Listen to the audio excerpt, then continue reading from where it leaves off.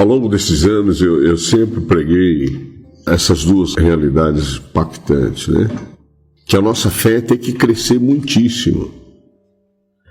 E a caridade, ela tem que aumentar de uns para com os outros constantemente. Caso contrário, nós nunca vamos exceder a justiça dos escribas e fariseus.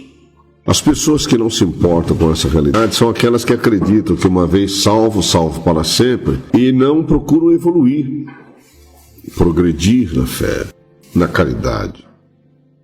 Não se preocupam em crescer no conhecimento de Deus. E Pedro também nos fala dessa realidade, que nós temos que crescer na paz e multiplicar o conhecimento de Deus em nossas vidas. Judas fala: edificai-vos a vós mesmos na vossa santíssima fé. Eu não tenho culpa se os irmãos não têm a sua fé como santíssima, como algo que opera para o crescimento de Deus nas suas vidas, e as pessoas têm que vigiar pela sua própria fé, como Pedro fala, acrescentai, diligentemente, que nós temos que cuidar da nossa fé, né? Zelar da nossa fé, proteger a nossa fé, ter responsabilidade com a nossa fé. Eu já preguei muitas vezes e disse que a fé, ela revela o caráter de Deus na nossa vida, revela a sua personalidade, a sua postura, revela a natureza de Deus na nossa vida. A fé que foi dada aos santos, meus irmãos, e nós temos que tê-la como preciosa, igualmente preciosa, juntamente com os apóstolos, elas revelam caráter, postura, comportamento, para que através desse comportamento nós revelemos a imagem do Senhor. Você olha para trás e vê as minhas pregações. Quantas vezes eu já disse: Pedro não tinha caráter, não tinha postura, não tinha conduta. Um sujeito egoísta, soberbo, arrogante, encrenqueiro. Isso está nas evidências, até nas novelas que foram gravadas aí revelam o caráter dele. E isso, os produtores das novelas, os diretores das novelas, compreendem essa realidade, tanto que fizeram a representação do caráter, da postura do apóstolo Pedro. Mas uma coisa interessante, quando ele recebeu o Espírito Santo, a mudança foi um espetáculo. Pedro adquiriu as qualidades de Jesus na sua vida: caráter, postura, conduta, personalidade. Assumiu a identidade de Jesus na sua vida para ter a sua natureza divina. Pedro assumiu uma postura espetacular, revelada no seu comportamento. Comportamento esse que revela a imagem de Deus. Eu não tenho culpa se eu estou pregando isso há muitos anos e os irmãos dessa igreja batem um pau no ouvido e dão uma de surdo e não querem viver essa realidade. Então eu não tenho culpa se os irmãos perderem a salvação. E certo é que vão perder a salvação. Eu tenho certeza que vão perder. Porque os irmãos estão desprezando o conhecimento, desprezando o entendimento, desprezando o discernimento que eu trago. Estão desprezando o Espírito Santo, estão desprezando a sabedoria e a inteligência de Deus, e se comportando como nécios, infiéis, meninos inconstantes. Amam ser meninos inconstantes e com certeza vão ser levados por vento de doutrinas, pelo engano de homens que com astúcia se enganam fraudulosamente. Por quê? Porque agem como loucos, insensatos, construindo sua casa espiritual na areia, acreditando que uma vez salvo, salvo para sempre. Eu não tenho culpa se esses irmãos desta igreja, escarnecedores, vão ser escarnecidos. Então, quando você vê um mendigo numa calçada, você não sabe por que ele está ali. E como você já sabe, eu prego já há mais de 28 anos, que a maioria dos mendigos são crentes. E por que eles estão ali? Estão sendo escarnecidos, zombados, pisados, porque não aceitaram ser o sal e a luz de Deus. Não aceitaram ser a luz e nem o sal de Deus na terra. Eles se tornaram escarnecedores. E quando foi que eles se tornaram escarnecedores, pastor? Quando eles ouviram, não acreditaram, desobedeceram e riram e disseram: não é bem assim. Que é isso? É muito radicalismo. Não, radicalismo o sujeito vai ver quando estiver nas calçadas, desgraçado, arruinado, nas drogas, na prostituição. Aí ele vai lembrar que os 7 piores era verdade, mas é tarde demais. Eu tive uma experiência espetacular com uma moça essa semana, nem contei para vocês ainda. De repente foi traspassada. Raspou a sobrancelha e deixou a sobrancelha no fininho. E apareceu diante da Irmandade e todo mundo se assustou. Ela saiu de casa de um jeito e voltou do outro. E voltou escarnecendo, zombando. E aconteceu um fato interessante. Uma outra disse assim: nossa, eu estou com tanta saudade do meu pastor. E ela disse: Eu não quero ver ele tão cedo na minha vida. E a que disse que estava com saudade tomou um choque e comunicou à direção o comportamento dela, que chegou a mim a informação. E para quem estava com o destino definido, eu mudei a rota rapidamente. Não, essa pessoa não é digna de caminhar comigo. Automaticamente repudiei a criatura, desprezei a criatura e já mandei avisar. E quando foi confirmada a situação, a criatura tomou um choque. Tomou um choque e disse que no dia seguinte, amanheceu o dia pedindo perdão para um, para outro, para todos. E falou: realmente eu estava dormindo, eu não sei o que aconteceu.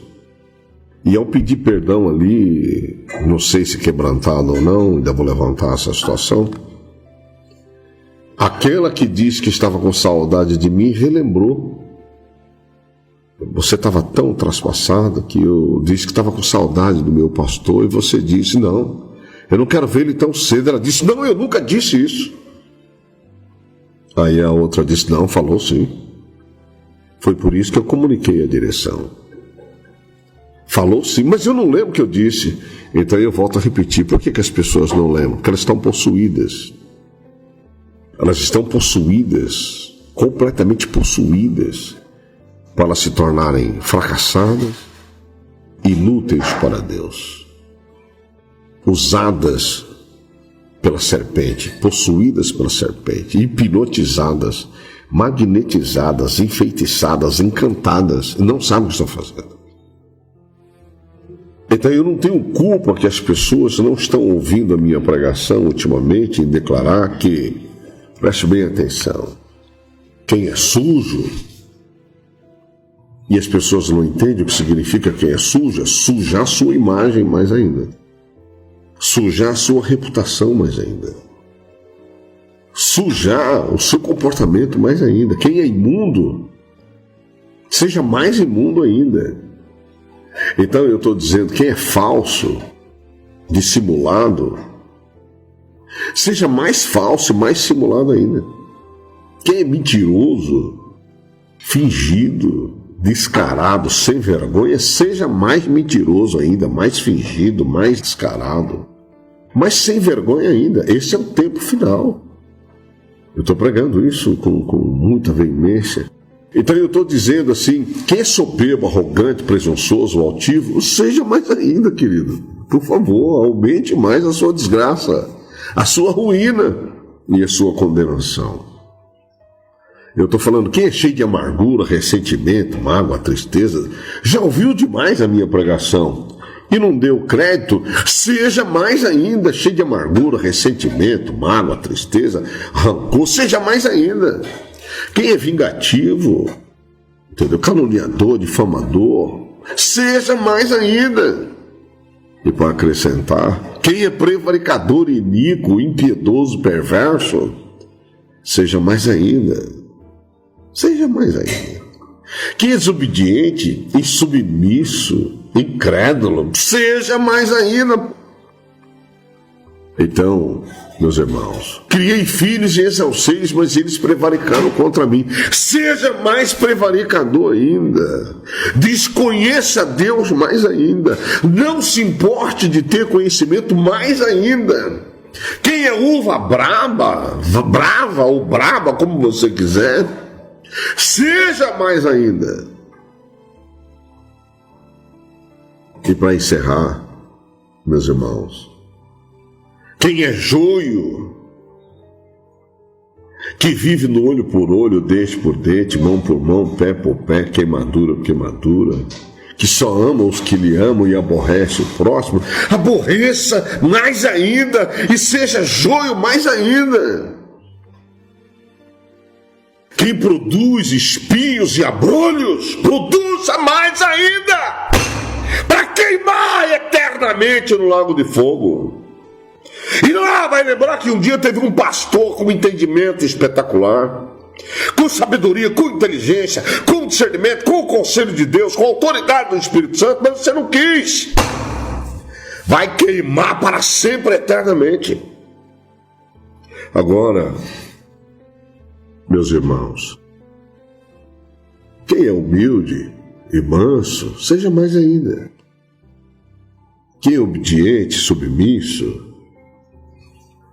quem é tratável, seja mais ainda. Quem já entendeu que tem que ser cheio de virtude, seja mais ainda. Bondoso, benigno, longânimo, seja mais ainda. Multiplica esses valores na sua vida. Quem é misericordioso, compassivo, condescendente, seja mais ainda. Quem é cheio da ciência do conhecimento, da temperança, do domínio próprio, seja mais ainda. Quem é paciente, sóbrio, paciente, seja mais ainda. Quem é piedoso, fraterno, vivendo a comunhão, seja mais piedoso, mais fraterno e aumente mais a comunhão na sua vida ainda.